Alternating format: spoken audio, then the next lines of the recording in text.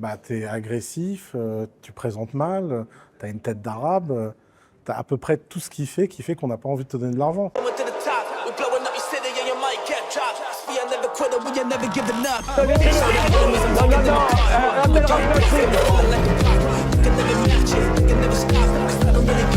Vous fumez, monsieur?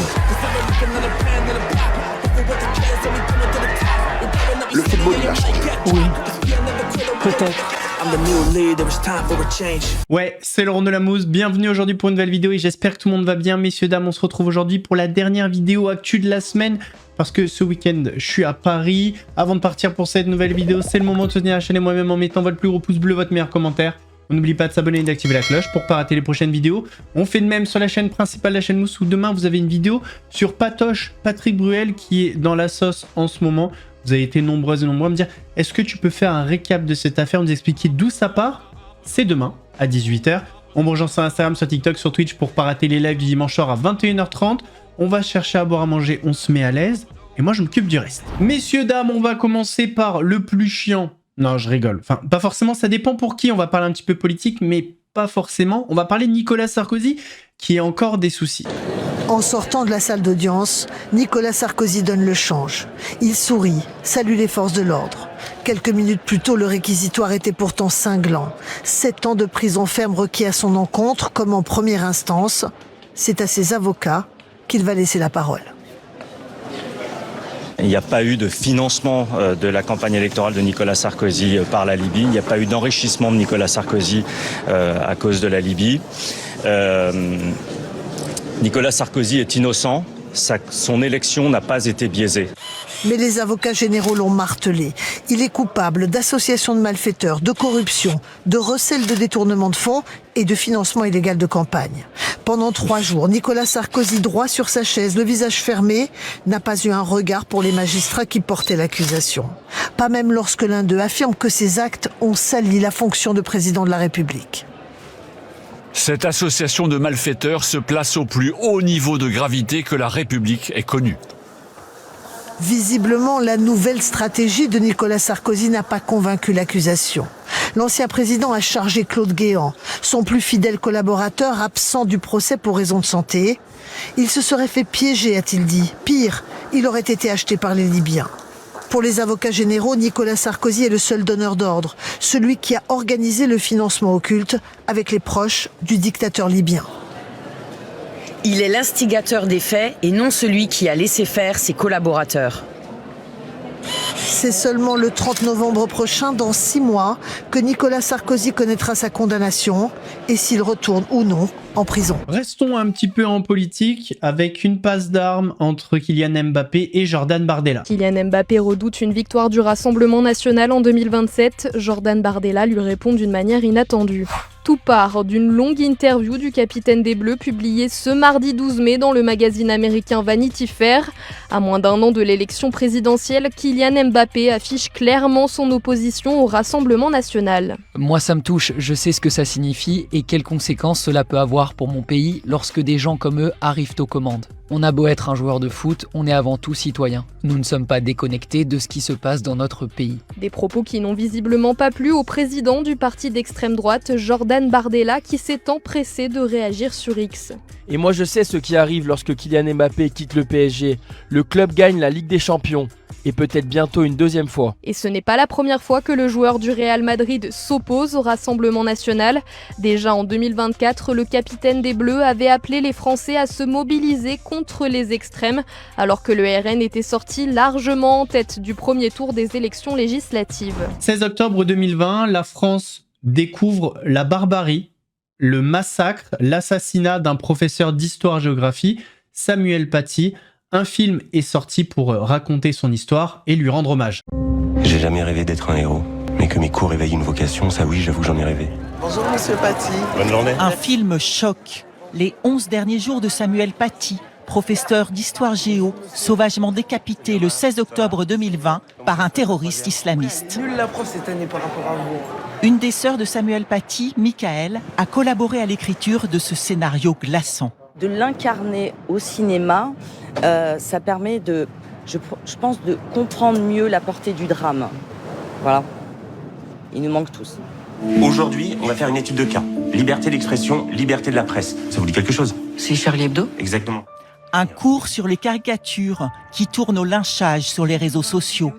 Un engrenage infernal qui laisse ce professeur seul et démuni. Vu le contexte, tu nous mets tous en danger. Je peux quand même dire quelque chose parce que visiblement ça tourne à mon procès. Moi, je me suis abreuvé d'informations, des comptes rendus d'enquête pour être juste, pour qu'il n'y ait aucun mensonge par rapport à ce qui s'est passé. Emmanuel Berco, qui incarne la principale du collège, est encore très touché par cette tragédie. C'est un homme qui avait l'air d'une grande qualité, d'une grande bonté, et que c'est l'injustice qui paye de son métier. Un assassinat tragique qui a bouleversé la France entière. Face à l'horreur, beaucoup de tristesse et de désarroi aussi. Avec ce film au Festival de Cannes, le cinéma français ouvre à son tour le débat. Je pense qu'il faut en parler, il faut se rappeler que il est mort en martyr et que il faut pas que ça se reproduise, quoi.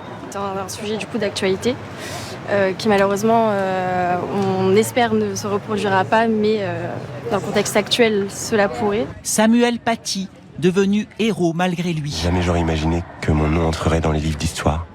Un symbole de la laïcité et des valeurs républicaines, aujourd'hui porté sur grand écran. Mardi, sur la chaîne principale, on a parlé d'Aquababe qui fait un retour, mais alors remarqué.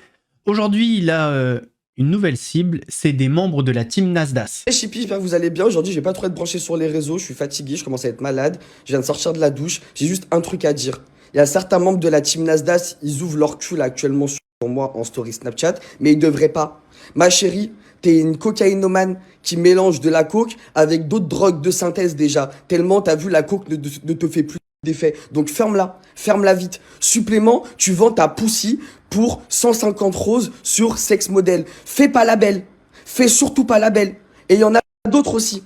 Faites pas les beaux avec moi. Et faites pas les belles avec moi. Parce que je connais tout de vous. Et si vous voulez pas que votre papa Nasser vous vire tout de suite de la baraque, fermez vos gueules. Et arrêtez vite de parler de moi avant que ça dégénère. Très vite. Très vite. Et que t'as vu, il n'y a plus de team Nasdaq. Donc ferme ta gueule, supprime ta story, et ça va bien se passer. Parle et c'est... Le Gossip Girl de France, c'est moi. T'as vu? C'est moi. Les gens avec qui tu traînes, avec qui tu fais tes soirées là, à prendre de la zipette, c'est avec moi qui parle et c'est avec moi qu'ils envoient les vidéos. Donc ferme-la vite avant que je te mette une extinction de carrière et que tu mettes plus les pieds à Saint-Jacques. Ferme ta gueule. T'as vu, je te le dis, de bon matin, je viens de me réveiller, j'ai vu ta story, ferme vite ta gueule. Parce que si je commence à l'ouvrir, je te fais désactiver ton Snap à 1 million d'abonnés, Nasser il te tarte, et il y a tout ce qui s'ensuit. Ferme-la. Parce que le nombre de trucs que t'as rien dit à Nasser, ferme-la vite. T'as vu, ferme-la vite. Ferme-la vite. Et ça c'est valable pour tout le monde, hein, de la team Nasdaq. Fermez vite vos gueules. Sur la tête de ma mère, parlez pas de moi. Ne parlez pas de moi. Restez dans vos délires là. Restez à Saint-Jacques. Continuez à partir à l'étranger et foutre le bordel comme des clochards que vous êtes. Parlez pas de moi. Moi, t'as vu, moi, c'est dangereux quand vous parlez de moi. Moi, t'as vu, je vais partir en couille et il y aura plus de team Nasdaq. Donc ferme ta gueule et fermez tous vos gueules. Parlons de ce créateur de contenu, que dis-je, de ce génie qui piège les pédocriminels sur les réseaux. On en a parlé hier. Il a piégé un ancien président de club UNSS en utilisant une IA, un coup de génie. Parlons un petit peu de lui. Il a fait de la traque des pédophiles sur Internet sa spécialité. Pierre Connet a 21 ans et la vidéo qu'il a partagée hier cumule des millions de vues. Il y piège cet homme de 66 ans qui tient des propos sexuels à une mineure. Est-ce que je pourrais t'embrasser par exemple ?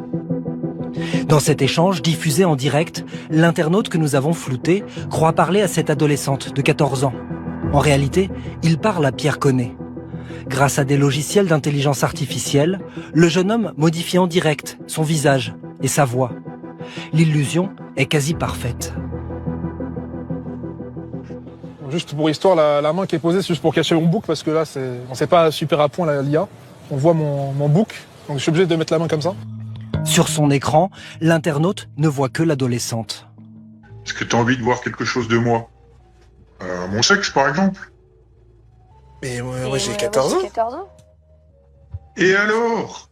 Et à 14 ans, t'as des filles qui ont déjà fait l'amour, hein. Même avant. Hein. La discussion dure près de 40 minutes. Est-ce que t'as déjà fait des photos ou des trucs comme ça envoyés, par exemple, par Snap à des copains ?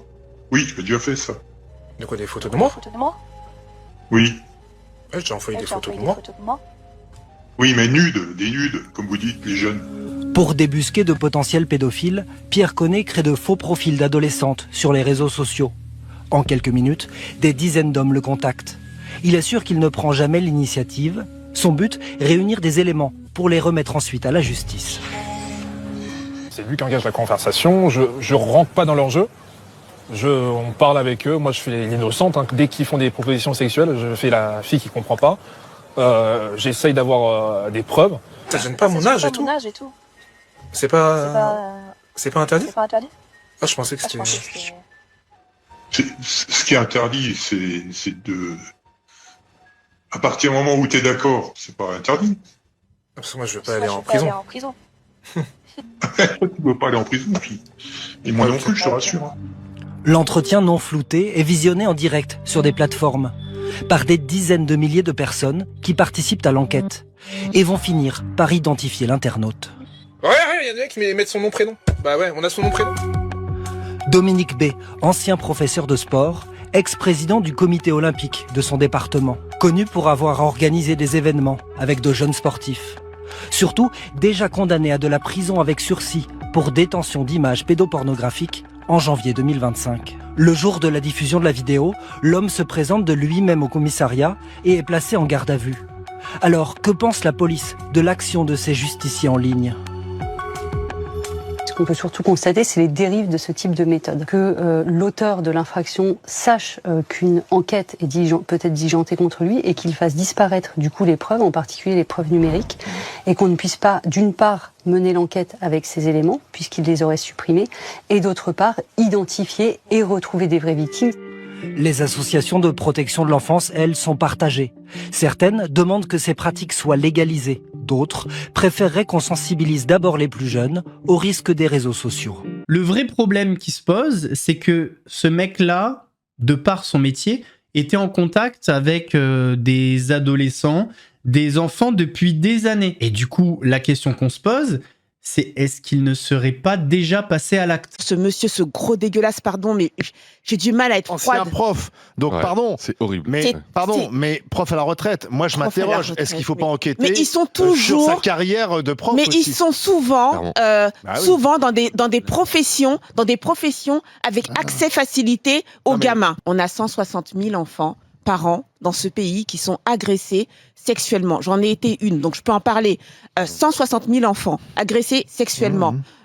On a un gros problème de pédocriminalité en France. Moi, je vais vous dire, quand tu es une femme et une jeune fille en France, je peux te dire que les sollicitations que tu reçois d'hommes plus âgés, voire très âgés, entre 10 et 15 ans, c'est hallucinant.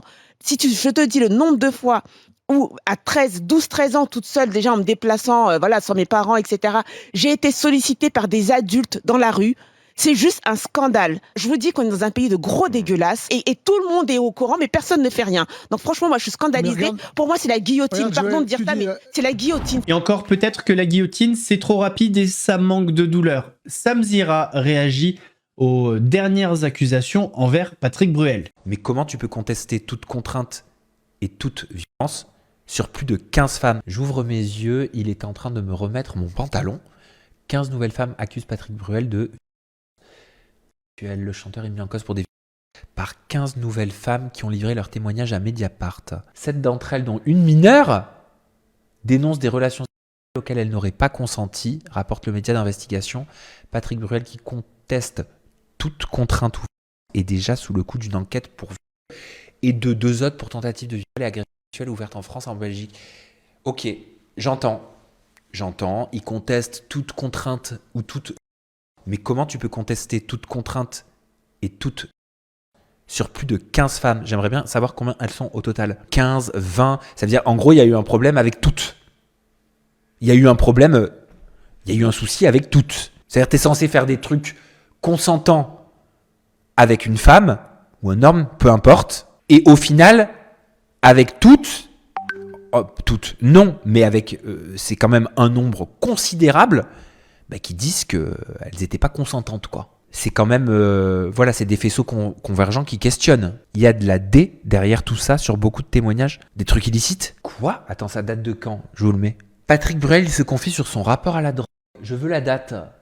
Attendez, on va la trouver la date, c'est important. Le 18 novembre prochain, donc déjà ça date, Patrick Bruel sortira son nouvel album intitulé Encore une fois. De retour sur le devant de la scène, Patrick Bruel s'est confié dans les colonnes de Téléstar. Le chanteur de 63 ans a évoqué de nombreux sujets tels que son rapport à la famille, ses relations avec son père ou encore l'impact de la drogue dans sa vie. La drogue est d'ailleurs un des sujets évoqués dans son nouvel album intitulé Encore une fois et dans lequel on retrouve des collaborations avec mon ça, on s'en fout. J'ai toujours eu de la drogue devant moi. Il n'y a pas un moment de ma vie où on ne m'en a pas proposé. Ah, est-ce que c'est du putaclic? Qu'il avait toujours choisi de ne pas toucher à la drogue malgré les tentations et les sollicitations. Comment a-t-il eu la force de résister? Patrick Bruel évoque son éducation en guise de réponse. Le commentaire, je viens de le vérifier. En tout cas, pour l'instant, je vois rien qui va dans ce sens-là. Donc, on peut pas le dire, on peut pas l'affirmer. Semaine très compliquée pour Michael Youn, qui a été victime d'un homejacking lundi. Et là, on a vu une vidéo passer sur les réseaux où une femme le menace de mort, ainsi que ses enfants. Michael Youn, qu'on embrasse. Oui, alors là, c'est terrible, parce qu'il y a eu le homejacking dont il a été victime avec sa compagne. Et maintenant, Cyril, il est menacé de mort. Alors, c'est une femme qui s'appelle la Reine des Murges. Elle a publié une vidéo qui est totalement surréaliste. Alors, soit on regarde cette vidéo, soit je vous dis... Bah, on regarde la vidéo. On regarde la vidéo. Ce message s'adresse à Michael. Je vais te tuer. Tu penses que je ne peux pas t'atteindre? Toi, tu utilises la tombe de mon père pour te faire de l'argent. Tu es un membre de la loge de Philippe là. Tu sais quoi? Ne pense surtout pas que je t'ai raté. C'était mon dernier avertissement, Michael. Tu retournes dans la tombe de mon père. On tuera tes enfants. Et toi aussi, tu seras assassiné. Alors, ça fait très peur. Et Michael Youn, lui, a réussi à retourner la situation avec l'humour qu'on lui connaît, le sens de la dérision. Et il a répondu, il explique qu'il ne connaît pas cette dame, mais il a répondu dans une vidéo. Est-ce que vous voulez qu'on la regarde également? Bien sûr. Lundi, 2 mecs cagoulés armés rentrent à la maison. Mercredi, une nana que je connais pas m'annonce qu'elle va m'assassiner. Je ne la connais pas, hein. Je ne l'ai jamais vue de ma vie, je ne sais pas qui c'est. Je ne la connais pas, ni son défunt papa d'ailleurs, ni cette sépulture. Non, jamais. La seule que je connais de loge, c'est celle du gardien. Et voilà, je connais pas de reptiliens, je connais pas non plus de géants ayant construit des pyramides. Voilà, j'ai un bon petit karma de merde moi en ce moment, hein.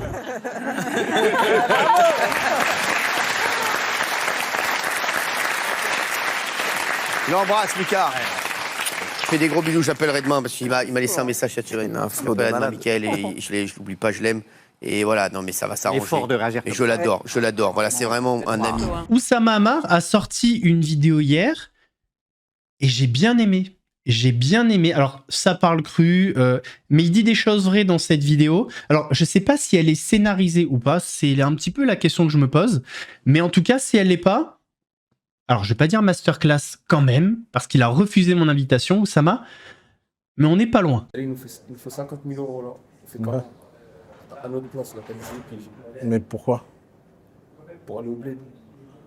Pour faire une pizzeria. Bah, bon courage. T'as aucune idée là. Bah, personne n'a envie de donner de l'argent à des gens comme vous, en fait. Mais je t'ai pas dit de me donner, je t'ai dit une idée, c'était à notre place là, tu fais quoi? Et bah, personne n'a envie de donner de l'argent à des gens comme toi. Tu comprends pas pourquoi? Bah, t'es agressif, tu présentes mal, t'as une tête d'arabe, t'as à peu près tout ce qui fait qu'on n'a pas envie de te donner de l'argent.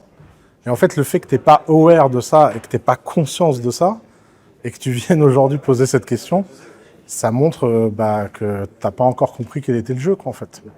Vraiment, je dois me travestir.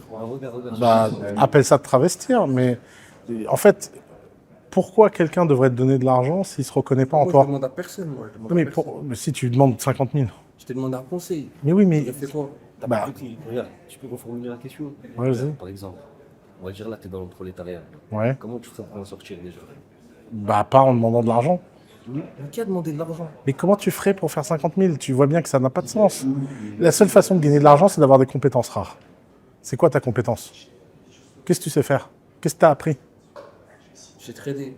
Tu sais trader? Bah, si tu savais trader, 50 000, ce serait pas beaucoup. Là, je sais rien faire. Bah, il faut que tu apprennes à faire quelque chose. Okay. Il y a que 5 compétences fondamentales dans la vie. Soit tu sais vendre, tu vends le produit de quelqu'un d'autre, soit tu sais fabriquer, soit tu sais expliquer, soit tu sais gérer, soit tu sais manager. Moi, je sais gérer. Qu'est-ce que tu sais gérer? Tout, tu me laisses n'importe quel truc, je sais gérer et manager. D'accord. Et ben donc, fais-le. Le problème que tu vas avoir, c'est que de toute évidence, tu vas avoir du mal à ce que quelqu'un te fasse confiance. Comme Dédé. Ouais, parce que encore une fois, tu n'as pas la bonne interface. J'ai déjà trouvé. Qui ça? Un mec, bon, je le connais, il m'a dit juste ramène 50 000 euros et viens. Ça marche pas. Il faut que tu trouves quelqu'un qui essaie pas de t'arnaquer. Si le mec te demande de mettre de l'argent, bah s'il te demande de mettre de l'argent, oui, mais s'il te demande de mettre de l'argent, enfin... Il va mettre 100 000, je mets 50. D'accord, mais ça, on revient au problème de base. Ton problème aujourd'hui, c'est de gagner les 50 premiers 1000 euros. Ouais, voilà, c'est ça ma question, moi. Et bah ta question, elle est débile. Tu veux que je te le dise comment? Ce que j'essaie de t'expliquer, c'est qu'il n'y a pas d'argent qui tombe du ciel. Donc à un moment donné, il faut que cet argent, tu le gagnes. Et pour le gagner, soit tu convaincs quelqu'un de te le donner parce qu'il est aligné avec toi, tu as un investisseur, il croit dans ton projet. Et j'essaie de t'expliquer que tu n'as pas la bonne interface pour ça. Toi, tu appelles ça de travestir. Moi, j'appelle ça juste connecter émotionnellement avec les gens. Et le fait que tu n'aies pas cette connexion émotionnelle, ça montre, tu vois, que tu as du travail à faire sur toi-même. Et si tu ne veux pas demander l'argent et que tu veux le gagner, pour gagner 50 000 euros d'épargne de nos jours, c'est-à-dire qu'il faut faire quelque chose qui a vraiment de la valeur. Et quelque chose qui a de la valeur, c'est une compétence rare. Je vous ai pas mis toute la vidéo, je vous invite à aller voir sur la chaîne d'Oussama Hamar. Messieurs, dames, j'espère que la vidéo vous a plu. Si c'est le cas, votre plus gros pouce bleu, votre meilleur commentaire. On n'oublie pas de s'abonner et d'activer la cloche pour ne pas rater les prochaines vidéos. On fait de même sur la chaîne principale, la chaîne Mousse, où demain vous avez une vidéo sur Patrick Bruel. On mange sur Instagram, sur TikTok, sur Twitch pour ne pas rater les lives du dimanche soir à 21h30. Nous, on se donne rendez-vous lundi pour une nouvelle vidéo. En attendant, prenez soin de vous. Bon week-end. Laurent Delamousse vous salue. C'était chaud, c'était flou, mais on a mis la loupe. Les fous, les relous, ceux qui parlent beaucoup. Ici on éclaire tout, même ceux qui fait grincer les dents. Si t'as kiffé, balance un like. Abonne-toi, rejoins la clique. Active la cloche, on remet ça bientôt. Et crois-moi, la suite va faire du bruit.